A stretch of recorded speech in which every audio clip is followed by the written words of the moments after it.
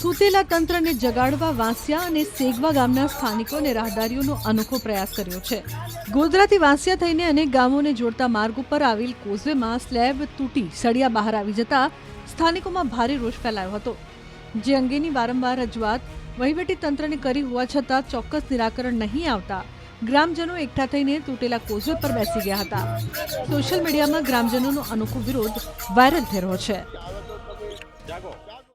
ગોધરાના સાપા કુંડલાથી વાંસિયા ગામને જોડતા માર્ગ ઉપર આવેલો જે કોઝવે છે તેની હાલત છેલ્લા 1 વર્ષથી બદતર બની છે. સળિયા દેખાઈ ગયા છે, તેમ છતાં તંત્ર દ્વારા મરામત કરવામાં નથી આવતી, સમારકામ કરવામાં નથી આવતું, જેને લઈને સ્થાનિકો રજૂઆત કરીને હારી થાકીને હવે ભગવાનના શરણે ગયા છે. હું અમને સીધા દ્રશ્યો બતાવીશ, આપ જોઈ શકો છો. અહીંયા જે ગ્રામજનો છે તેઓ દ્વારા ભજન મંડળી સાથે જ તંત્ર કો સન્મતિ દે ભગવાન, સ્થાનિક નેતાઓ કો સન્મતિ દે ભગવાન, એ પ્રકારે જે છે એ પોતાના રસ્તાનું જે કોઝવે છે તેનું સમારકામની માગણી માટે ભજન કરવામાં આવી રહ્યું છે. તંત્રને રજૂઆત બાદ પણ તંત્રના કાન નહીં ખુલતા હવે તંત્રની ઊંઘ ઉડાડવા માટે જે સ્થાનિકો છે તેઓ દ્વારા ભજનનો સહારો લેવામાં આવે છે.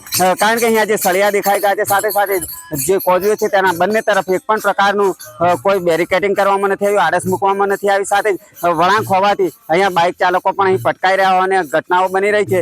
ત્યારે જોવું રહ્યું કે હવે કુંભકર્ણ નિંદ્રામાં પડી રહેલું માર્ગ મકાન વિભાગ ક્યારે જાગશે અને જે આ સ્થાનિકો છે તેની સમસ્યાનો નિકાલ કરશે. આ માર્ગ ઉપર હું જાતે જ જ્યારે થોડું પાણી જતું હતું ત્યારે નીકળ્યો, પથ્થર ઉપર અટવાઈ અને જાતે પડી ગયો, સળિયો વાગ્યો. તો એવી રીતે રસ્તામાં જતા ઘણા વટે માર્ગો પડી જાય છે, પાણીમાં જતા રહે છે.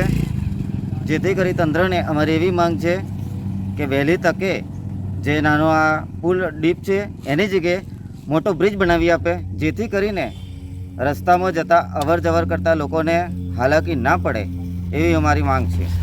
કેમ કે ઘણા જ લોકો રસ્તામાં આજુબાજુ બંને બાજુ આજમાં પાણી છે, બંને બાજુ અને મોટો ઊંડો ધરો છે, જેથી વારે ઘડીએ આવું બને છે. જેથી કરી આજે અમારે તંત્રને રામધૂન થકી તંત્રને જગાડવાનો અમે પ્રયાસ કર્યો છે. સેગવાથી વાંસિયા થઈ ચંચોપા, કોટડા, પરોડીને દાહોદ તરફ જતો આ કરોડરજ્જુ સમાન એક રસ્તો છે, એ વર્ષો પુરાણો બનેલો છે. અમે આ રસ્તો તૂટી જવાથી ઘણા વખત તંત્રને રજૂઆતો કરવા છતાં આજ દિન સુધી અહીંયા કોઈ પણ કામગીરી થયેલ નથી કે નવીન પુલનું કોઈ નિર્માણ કરેલ નથી. લગભગ 40 વર્ષની અમને યાદ છે ત્યારનો આ ડીપ બન્યો છે. એ ડીપ બન્યો એની તમને ઓલરેડી ખબર જ નથી, છતાંય લાખો કરોડોની ગ્રાન્ટો ફાળવે છે. એ અમે વાંચીએ છીએ બજેટમાં, પણ અહીંયા આજ દિન સુધી કોઈ કામ થયેલ નથી. અને સત્વરે આ કામ અમારું થાય અને આવવા જવા માટે શિક્ષકો છે, અહીંયા તમામ વહીવટી તંત્રો અંદર જતા હોય છે. તો જ્યારે કોતરાઈ જાય ત્યારે ધોહો પર બંને સાઈડે ટર્નિંગ છે ત્યાં ઊભા રહે છે અને પછી જ્યારે પાણી ઓસરે ત્યારે એ લોકો ગામ તરફ આવતા હોય છે.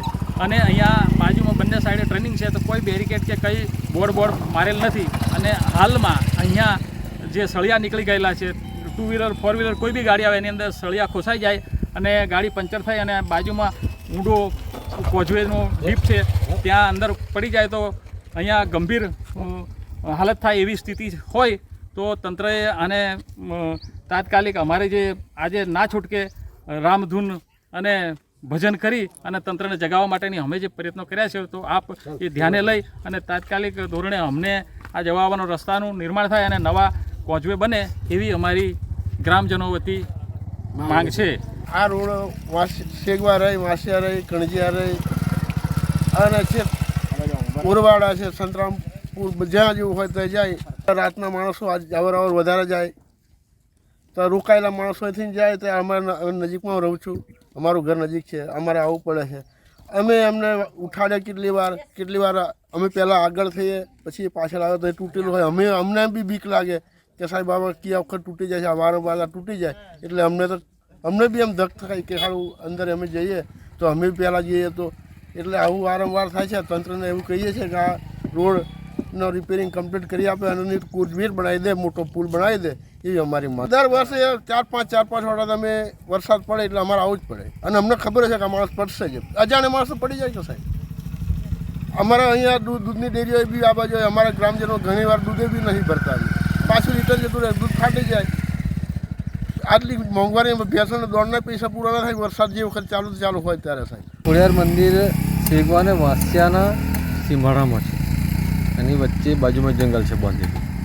તમારે સેગવાથી સીધે દાહોદ રોડ લાડપુર મળવાનું હોય તો આ સીધો રસ્તો પડે છે દરેક ગામડાવાળાના. સેગવાથી વાંસિયા, કણજિયા, એરંડી, કુંડલા સોપાવાળાને બધું સીધું પડે અમારે. એ આ ડીપ તૂટ્યો છે ત્યારબાદ જે વરસાદના દિવસો શરૂ થાય તો આની ઉપર પાણી જતું છે. વરસાદ થોડોક પડે તો ડીપ ઉપર ઉભરાઈને જાય, છલોછલ થઈ જાય, એટલે આમને સામે જઈ શકાતું નથી. અને આ નાળું જે છે કાયમ વારંવાર તૂટી જાય છે. ઉનાળામાં બી રિપેરિંગ કામ માટી પૂરીને એવું તેવું કર્યું હતું. આ બધું સાહેબ પથરા નીકળી ગયા ના રહ્યું.